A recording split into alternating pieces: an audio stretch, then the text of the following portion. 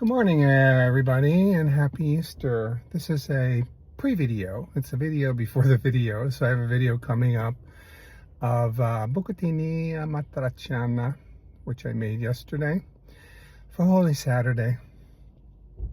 I just came out of grocery outlet. I don't know if you can see it.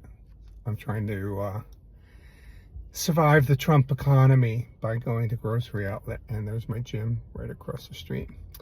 Anyway, the reason I'm making this pre-video is because it got really hectic yesterday.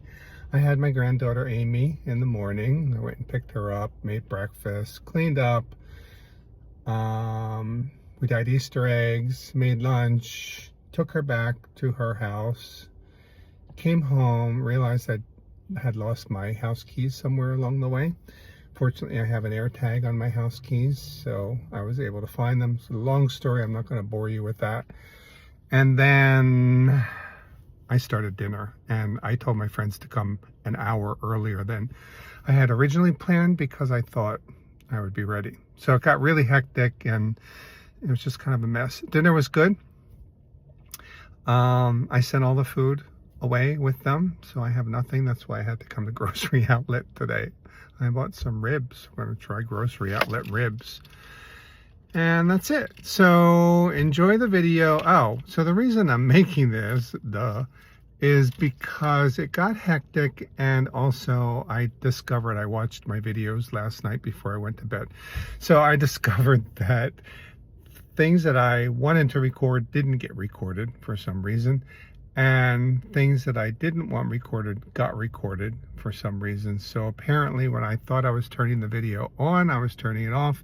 And when I thought I was turning it off, I was turning it on. I cut some of that, so you don't have to see me walking around my kitchen mumbling to myself and sighing.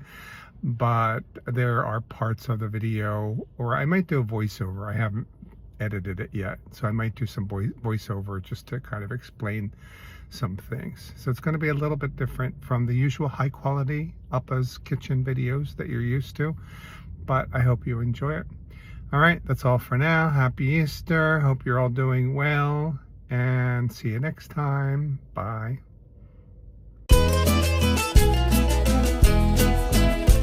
Hello, welcome back to Appa's Kitchen. I'm here in my kitchen. I'm actually going to cook today. So it's Easter weekend. I invited some friends over for Holy Saturday. Actually, I invited them over for dinner tomorrow, but one of them is going out of town, and then they both got COVID. Two of them got COVID. So it's just going to be three of us here tonight for dinner. And I'm making a bunch of stuff. But the recipe that I'm going to share with you today is Bucatini alla matriciana. So a matriciana is one of the four Roman pastas. I don't know if you know this, but there are four pastas that are associated with Roman cuisine. Cacio pepe, which is probably one of the simplest pastas that I can think of. I mean, I don't know, maybe there are others, but as far as ingredients, you got pecorino cheese and black pepper and pasta. So really simple ingredients. In my opinion, it's really difficult to make.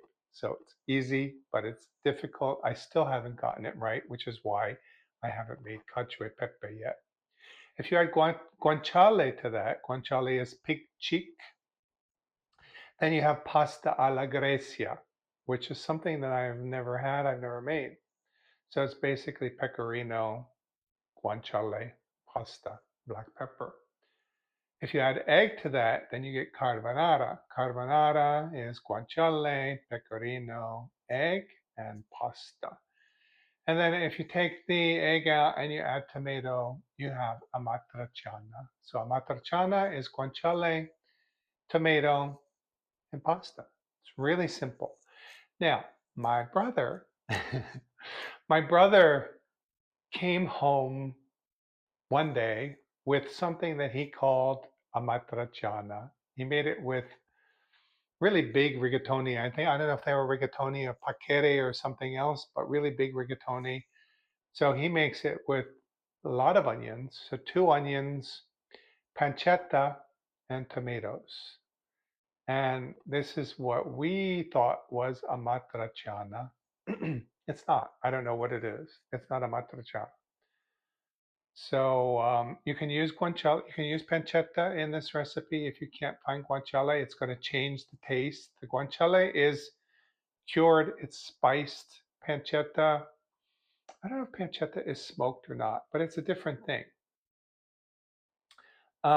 So I used to have to go to San Francisco to Molinari, which is one of the last remaining little Italian delis here in the Bay Area. I used to go to Molinari to find guanciale, but I found it at Berkeley Bowl. I also saw it someplace like really unusual, like grocery outlet or Safeway or someplace that I really didn't expect to find it. Um, so it's becoming more common, and if you can't find it in your local supermarket, you can order it online. It's cured. They can just send it in like a little, cool packet or whatever. It's pretty easy to ship. All right, so that's the introduction. I'm going to take you to the counter, show you the ingredients, and then get started. I'm going to make the sauce, and then my friends are coming over. My neighbors, my friends, they're my neighbor friends.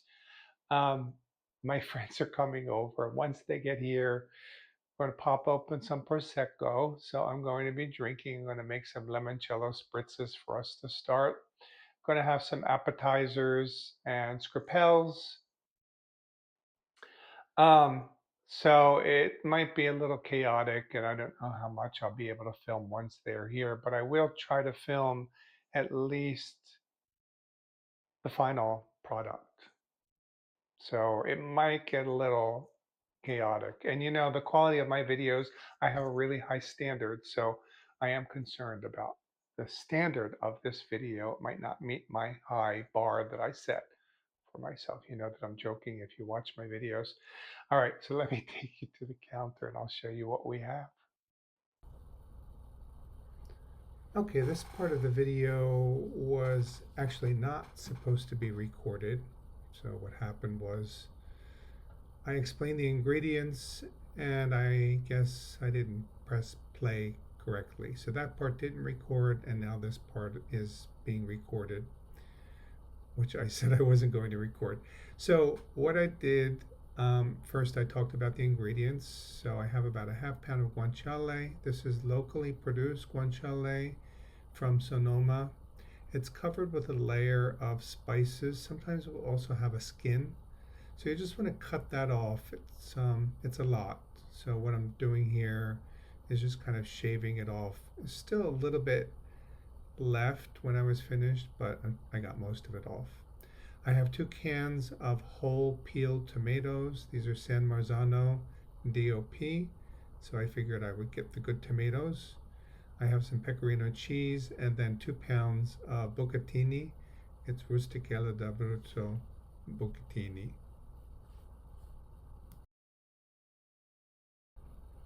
Okay, and here you can see I cut the guanciale first into strips and then into cubes.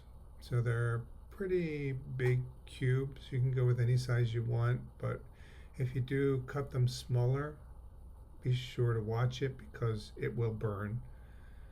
So these cubes are big enough that I can get them nice and crispy on the outside and still have some tenderness inside. All right. So I have my pan here on medium heat. I'm going to put the guanciale in the pan and just let it cook very slowly. We are rendering the fat. Not sure what that means, but that's what they all say. Let's render the fat. So render fat. So it's going to be slow. I have an hour before my guests arrive. This doesn't take very long to cook. Basically, we're going to fry this up, render the fat, release a lot of the fat, let it get a little bit crispy, take it out, add the tomatoes, let the tomatoes cook just for about 15 minutes or so, saving the guanciale until the very end, and then add it back again right when you serve the pasta. All right, so that looks good. I'm going to cover it up. Just keep an eye on it. You don't want it to burn. You don't want it to cook too fast. All right, so while that is rendering, I'm going to get started making my antipasto platter. So I'm not going to record that whole thing, but I'll show you what we got at the very end. All right, so it's been about 10 minutes on medium heat. You can see guanciale has really started to cook, crisp up. Some of these are still just pieces of fat. So what I'm going to try to do is the ones that are just fat, I'm going to leave them in with the tomatoes and let them continue to cook down.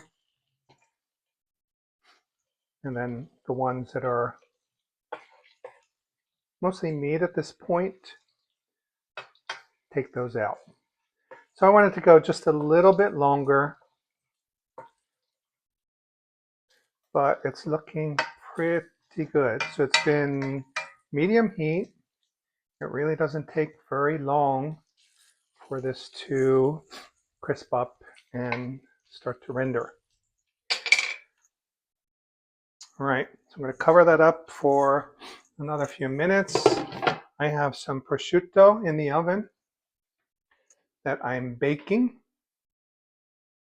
Sorry, my lens just fogged up there. So I'm baking some prosciutto, and then I have some crostini, just some pieces of bread that I cut the other day. They've been in a plastic bag. So I'm just toasting them up a little bit just to freshen them up. And those are going to be a big part of my antipasto. All right, I'll be back in a little bit. All right, guanciale is done. Looks good. I'm not going to pick through it now. I'm just going to take it all out. Now, I don't know about you. You might want to drain some of this fat. Seems like a lot. What do you think? I think I'm going to drain just a little bit of it.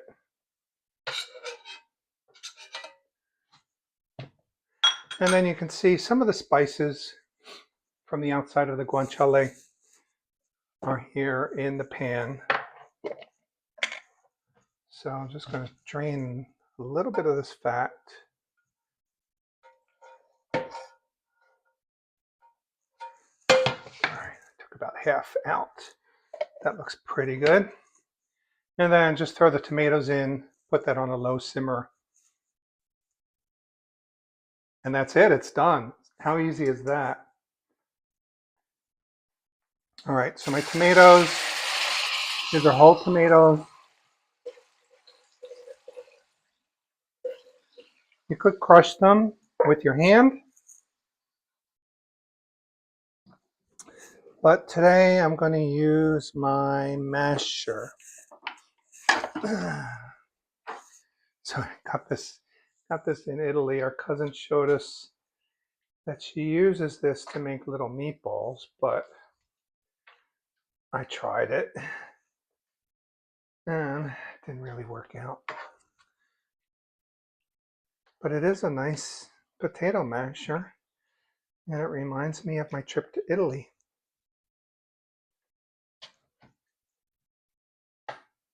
Some people, when they use whole tomatoes, will put them through a food mill. I don't really understand the point of that. Then why not just buy crushed tomatoes? Definitely don't put them in a blender because they have seeds. And when you put them in a blender, you're going to break up the seeds. That's going to add a bitterness to your sauce.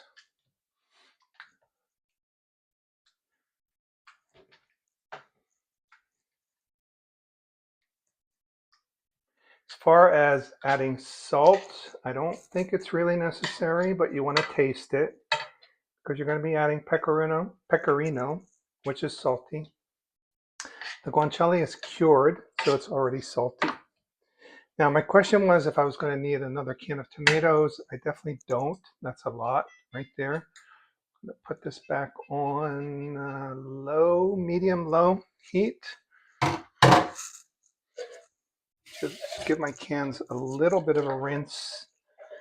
We want to try to cook the liquid off to have this be a nice thick sauce. I'm going to let that cook uncovered now for a while and then work on my antipasto.